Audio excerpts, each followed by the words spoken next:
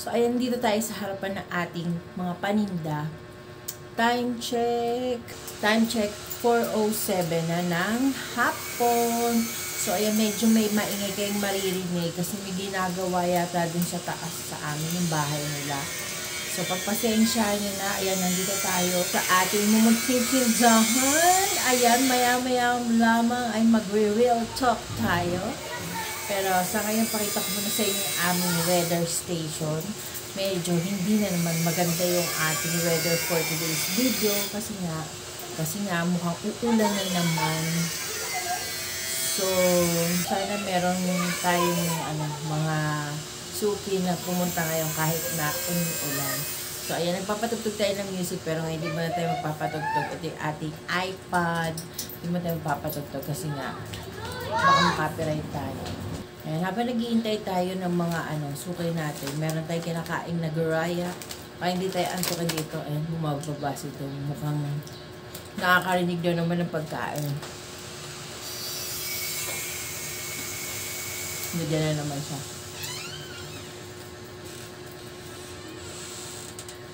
Ano na naman?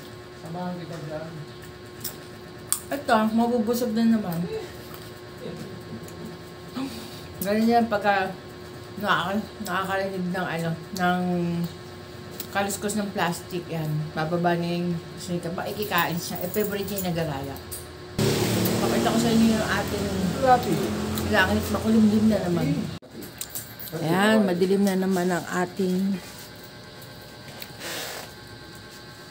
kalangitan. Ayan, madilim na naman. Lati, tumis mo. Kaya, wala na naman tao. Walang katao-tao sa paligid natin. Marami pa pupunta ka. Sana. At yung ating mga halaman. Yan, tinaas ko to melon kasi to. Yan. Melon yan. Namumulaklak na siya eh. Kaya lang naaapakan. Yan, wala kasi tayong mga lupa-lupa pa. Yan, ito yung ating malunggay. Matangkad na yung ating avocado. Yumuyuko na yung rambutan natin. Wala pa siyang bunga. Yan. Ang labong-labong na niya, oh. Ano yan? Lemon. Ayan, lemon. Yan, yan. Tingnan mo naman yung tanglad natin. Grabe, ang dami ng dahon. Yan. Tignan niyo yung bayabas namin. Oh. Bata pa lang yan, pero nagbubunga na. Maliit pa lang yan. Yan, doon, nagbubunga na rin, oh. Nagbubulaklak na sila. Yan. Ito, oh. Oh. Ayan. Ating mga halaman. Ayun na ating e-bike. Nakapark lang dyan sa labas. Mamaya papasok na yan. Hi guys! I'm back again. Ayan, nandito na naman tayo sa ating cooking show. Ayan, magluluto na ako ng aming dinner. Meron akong chicken fillet, breast fillet. Breast part lang to. Medyo ninipisan ko lang ng konti yung paghiwa. So, ipa-fry ko lang siya para yun na yung aming dinner for today. Meron naman akong ginawa kahapon. Meron akong niluto kahagabi na chicken sotanghon. So, iinit ko na lang yun para meron din kaming sabaw. So, ngayon, pinapainit ko na yung mainit na yung ating kawali. Lalagyan ko na siya ng mantika. Medyo dadamihan natin kasi magdi-deep fry tayo. Pero hindi siya ganun kadaming oil. Kasi bawal nga yan sa amin. Yan. Painitin natin yung mantika. Tapos, ito na yung chicken breast. Ayan. Binabad ko na siya sa breading mix. At saka sa mga ibang mga spices. Ganyan. Meron din tayo dito na breading mix natin din. Harina natin, meron na itong mga spices. May pepper, may harina, may cornstarch, at saka yung breading mix natin na ready na. Ngayon, i-soak lang natin dito and then ilalagay natin sa ating kawali. So, ready na tayo. So, ito ready na yung ating, mainit na yung ating kawali. Yan. Kinamay ko na, malinis naman yung aking kamay at kami naman ang kakain nito. Yan. Ganito lang yung slice niya. Yan. Lagay natin dito.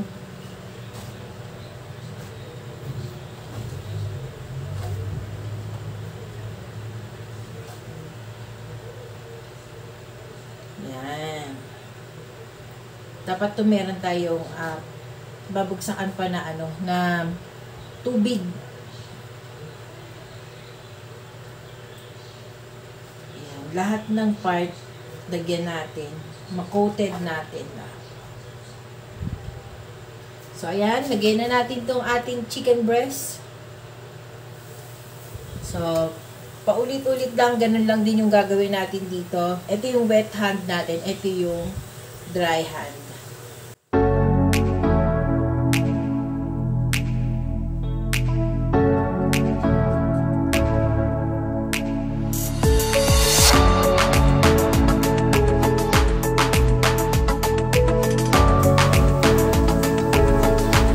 Binabad ko lang ito ng mga 30 minutes, pero mas maganda siya kung maibababad mo siya ng medyo matagal-tagal para kumapit yung lasa niya.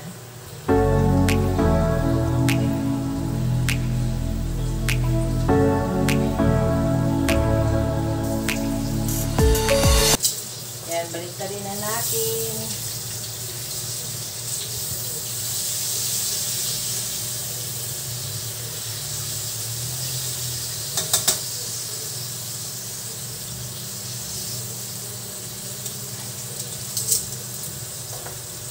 Yan, ipa-golden brown lang natin yung ating chicken. Yan, i-golden brown lang natin yung ating chicken fillet. So, habang naghihintay tayo ng ating pag-golden brown dito, baliktarin ko lang sandali. Habang naghihintay tayo sa ating chicken na mag-golden brown siya, so mag-usap naman tayo. Real talk, guys. Ito yung mga real talk na nangyayari sa buhay-buhay natin. Ayan. May mga buhay na parang ang hirap explain. Pero ito yung time na ikaw yung mayroon. Ikaw yung nakakaangat-angat sa buhay. Ang dami-dami mong kamag-anak. Sinong relate, guys?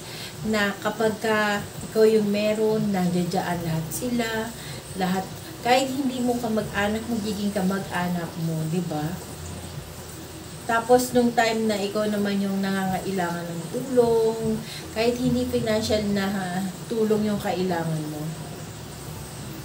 nawawala sila lahat. Nung time, na-experience ko yun kasi nung time na nasa pagsubok kami ni Dong. Ilang buwan kaming wala dito sa bahay, ilang buwan kaming nasa ospital, talagang laban kami dun sa sakit ni Dong na na-stroke nga siya. Talagang ang nandoon lang yung mga kapatid niya, yung mga kamag-anak ni Rick. Yung ibang mga kamag-anak ko, nawala sila lahat nung time na hindi ko na sila matutulungan. Kasi syempre may times na talagang mahihirapan tayo sa buhay, mga ganun. Lahat yun, nawala sila lahat. Samantalang noong, hindi ko naman sinusumbat mo. Siyempre, tulong natin yun sa kanila. Nung time na sila yung nangangailangan, na ospital sila, may namatayan sa kanila, nandoon ako, sumusuporta ako. Kapag kami kailangan sila para sa pension nila, may lalakarin mga papeles, may lalakarin na kung ano-ano sa bahay. Nandoon ako. Pero ako na yung dumadaan sa pagsubok. Ako lang mag-isa, ako lang yung nakikipaglaban. Siyempre, ibig sabihin, yung sa pamilya ko, wala sila. Puro pamilya lang nito. So, parang, doon ko na nakikita yung mga tao na pag may kailangan ka lang, kakilala ka nila. Pero pagka hindi ka nila kakilala. Yung parang pag wala na silang mahihikase, wala ka na din. Parang ganun yung nangyari. May mga times na naghingi ako ng tulong sa government, sa barangay namin, kasi lumulubo yung bill namin sa ospital. Nahiya na din kasi ako sa mga kapatid ni Dong, na sila lang yung gumagastos, mga ganun lang. Pero hindi naman ako naghihintay na tutulungan nila ako, hindi. Ang sa akin lang, moral support ba? Alam mo kung kanino ko nakuha yung moral support ko? Sa isang tao lang, kapitbahay pa namin, na nagsasabi na kaya mo yan, magdasal ka lang, alam ko kaya, malalampasan mo yan, malakas yung asawa mo. Doon mo lang nakikita yung tao, samantalang yung taong yun yung inaaway-away ko pa dahil nga, mali kasi yung first impression ko sa kanila. Kasi yun yung pinakita ng relative ko na impression para sa kanila, which is mali pala. Yun dapat palang impression na nakuha ko, dapat pala sa kanila ko nakuha. Na hindi sila tutulong sa akin once na ako naman yung nangangailangan ng tulong. Ako naman hangga't kaya ko, kakayanin ko. Pero parang, diba, kahit sino naman, diba, kapag ganun yung pinagdadaanan, yung lowest point of your life na, parang nangangailangan ka ng comfort ng family mo. Pero ako, wala akong nakuhang ganun. Pero okay na lang, kasi kahit pa paano, nakilala ko yung Diyos. Siya yung nagbigay ng comfort sa akin na meron ako ngayon. Sa Kanya talaga ako kumakapit. Kapag hindi ko na kaya, sa Kanya lang ako lumalapit. Hindi naman ako nabibigo. Kaya yun yung, hindi lahat ng kamag-anak mo is kamag-anak mo talaga. Meron diyang kamag-anak mo dahil, kamag-anak mo siya dahil mayroon kang maibibigay sa kanila. Meron silang makukuha in return sa'yo. Pero pag hindi ka na nila makukuhanan, wala na silang makukuha sa'yo, hindi ka na nila kamag-anak. Lahat sila naglaho. Ayan, kung nanonood ka man, ayan, hindi naman. Kung lang naman, as usually mga ganyan, mga ganto, walang kamag-anak mong susuporta sa'yo pag nagbablogger ka. Walang kamag-anak mong susuporta sa'yo. Walang kamag-anak, kaibigan, kahit sino kakilala mo, walang susuporta sa'yo. Ang susuporta lang sa'yo, ibang tao na hindi ka kilala. Aminin nyo yan, guys. Diba? Real talk. Walang kamag-anak mo o relative, sino mang relative mo ang tutulong sa'yo sa pag-angat mo. Meron pa yan, ida-down ka. Kapag nakikita nila umaangat ka, ida-down ka, hihilahin kang pababa. Ganyan ang mga ibang tao. Ngayon, ibang tao na sila sa akin lahat, hindi ko na sila relative. Yan. Alam ko, yung ibang mga dati kong kamag-anak, nakikiano sila sa akin, nakikibalita sila sa mga chismosa o kapitbahay. Minsan nakikita ko sa mall, hindi ko pinapansin. Kasi papansinin sila, after nun, anong mangyayari? Ganun pa rin. Kasi nakaahon ka na eh. Di ba? Nalampasan mo na yung pagsubok na meron ka. So, kailangan naman nila ngayon, ikaw naman ang kailangan nila. Ganun. Di ba? Sobrang, ewan ko pa, parang hindi lang siya fair para sa akin. So, yun lang ang aking real talk. Di ba? Yun lang yung na-experience ko na reality talaga sa life. And, ayan, nakaluto na tayo ng ating chicken breast. Ayan, ganito na yung tsura niya. Yan. O, diba, golden brown. Ayan, in-style ko siya ng pork chop para masarap siyang kainin. So, mamaya, gagawa na lang ako ng sauce na sausawan namin dyan. Siguro, ayoko kasi ng suka dahil nadudurog yung ngipin ko. So, baka ketchup na lang or Mang Tommy yung aming sausawan para dito. Tapos, iinit ko na lang yung niluto ko kahapon na chicken sotanghon. O, diba? Saktong-sakto. Medyo hindi naman na ganun kainit ng panahon. Hindi na rin naman ganun kalamig. So, saktong-sakto lang. Ayan. Sabi ko nga sa inyo, diba? Kahapon sa aking last vlog, hindi lahat ng sales natin, flop. Ayan.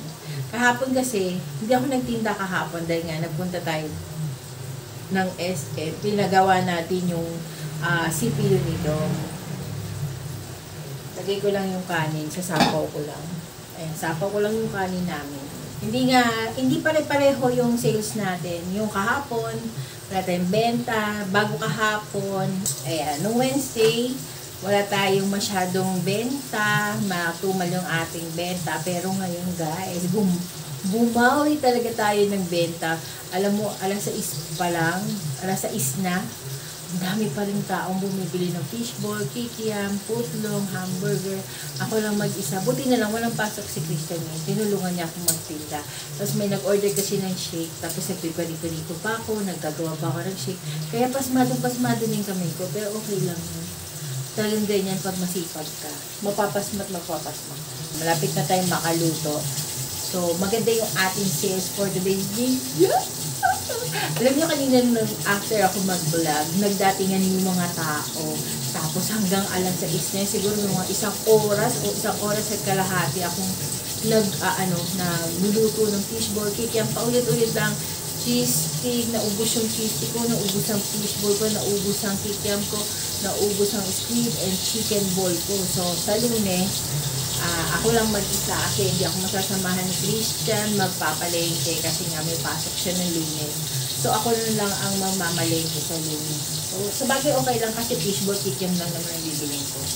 So, ayan, malapit na tayong makatapos magluto, konti na lang. Baka i-air fry ko sila or baka hindi na, okay na yung ganyan. Kasi gusto ko siya, medyo crunchy siya. So, ayan. Hindi ko na kayo isasama sa aming pagkain. Mag-e-end na rin ako ng aking vlog for today. Ayan. Kung hindi ka pa nakakapag-subscribe sa aming YouTube channel, please subscribe to our YouTube channel and hit the bell notification para lagi kang updated once meron akong bagong upload. Ayan. Magpapasalamat na rin po ako sa mga nagsasubscribe sa ating YouTube channel. Thank you very much po. Ayan, tuloy-tuloy po yung mga nagsasubscribe sa atin. Thank you very much. And salamat din sa mga bago nating mga viewers, mga bago nating subscribers. Ayan, thank you very much. Ayan, kung hindi ka pa nakakapag-subscribe sa aking YouTube channel, guys, please subscribe na and hit the bell notification para ma-notify kayo once na meron akong bagong upload. So, hanggang sa muli, guys. See you on my next vlog. Bye! Pakita ko lang sa inyo niluluto ko. Ayan. O, diba golden brown na siya? Konti lang yung oil natin para hindi siya makasipsip ng oil. So, ito na yung ating mga lutong chicken breast. So, diba ang ganda? Ang sarap. Yummy yan. Ito yung mga lulutuin pa natin. So, ayan. So, bye guys! Thank you for watching! God bless!